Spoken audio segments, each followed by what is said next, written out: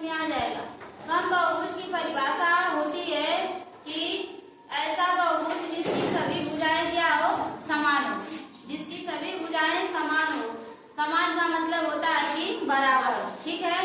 जब कहीं आपको इधर देखिए, जब कहीं आपको ऐसा चिन्ह मिले तो समझ लीजिएगा कि ये भुजा इस भुजा के क्या है, बराबर है। या फिर जब कहीं आपको ऐसा चिन्ह मिले तो समझ लीजिए कि यह भुजा इस भुजा के क्या है, बराबर है, ठीक है।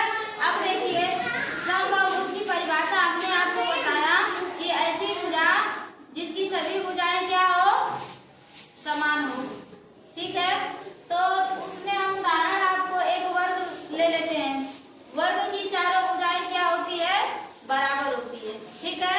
भुजा कहाँ से कहाँ तक होती है, ये देखो, ये हमने वर्ग बनाया है, ठीक है। यहाँ से यहाँ तक एक भुजा और यहाँ से यहाँ तक दो, फिर यहाँ से यहाँ तक तीन भुजा और यहाँ से यहाँ तक चार भुजा, यानी कि वर्ग में कितनी भुजा होती है, चार। वर्ग कैसी है, विषम बहुभुज है कि समबाहुभुज है, यह समबाहुभुज है। क्यों समबाहुभुज है, क्योंकि इसकी सभी भुजाएं यानी कि चारों भुजाएं बराबर हैं और इसके चारों कोण भी क्या है, बराबर है। यानी कि समबाहुभुज उसे कहते हैं जिसकी सभी भुजाएं और सभी कोण क्या हो, बराबर हो। समझ में आ गया। यह कोण जो है और यह कोण, यह कोण, यह कोण, यह कोण, यह चारों कोण जो है यह बराबर है और यह चारों भुजा भी क्या है, बराबर है। यानी कि आपका अगर यह 2 सेंटीमीटर का होगा तो ये भी 2 सेंटीमीटर का होगा, ये भी होगा और ये भी होगा। समझ में आ गया। तो इसे हम कहते हैं समबाहुभुज। समबाहुभुज की परिभाषा समझ में आ गई। अब आपको बताते हैं विषम बहुभुज किसे कहते हैं। विषम बहुभुज उसे कहते हैं जिसकी सभी भुजाएं और सभी कोण असमान हो। असमान का मतलब कि बराबर नहीं हो। तो उसमें हम आपको एक उदाहरण बताते हैं, विषमबाहु त्रिभुज। विषमबाहु त्रिभुज ले लीजिए।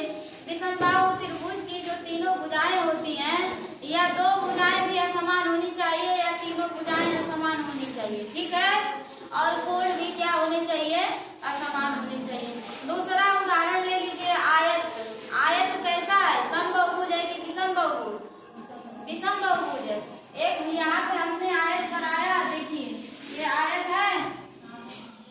आयत में आमने सामने की भुजा क्या होती है, हाँ, यानी कि ये भुजा इस भुजा के बराबर है और यह भुजा क्या इसकी चारों भुजा बराबर है, नहीं। और इसकी यह वर्ग है और यह क्या है, आयत है।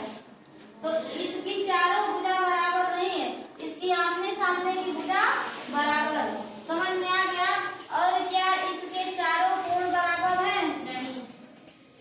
देखिए, यह सिर्फ दिमाग में यही रखिए कि ऐसा कोई भी मतलब एक उदाहरण लीजिए, ऐसी जैसे कि त्रिभुज हो गया या आयत हो गया या वर्ग हो गया, मतलब आप उसमें यह देखिए कि क्या सबकी भुजा बराबर है। अगर बराबर होगी और सबके कोण बराबर होंगे, समान होंगे, तो वह समबाहुभुज कहलाएगा।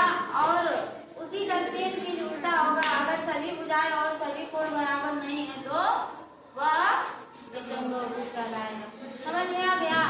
बहुत सरल है, यही है समबाहुभुज और विषम बहुभुज। एक एक उदाहरण ले लीजिए वर्ग और आयत का। समझ में आ गया। अगर यही चारों भुजा बराबर रहती तो यह समबाहुभुज होता, लेकिन चारों भुजा। और कोई उदाहरण बता सकता है समबाहुभुज में या विषम बहुभुज में? कोई एक उदाहरण बताइए आप अपने मन से।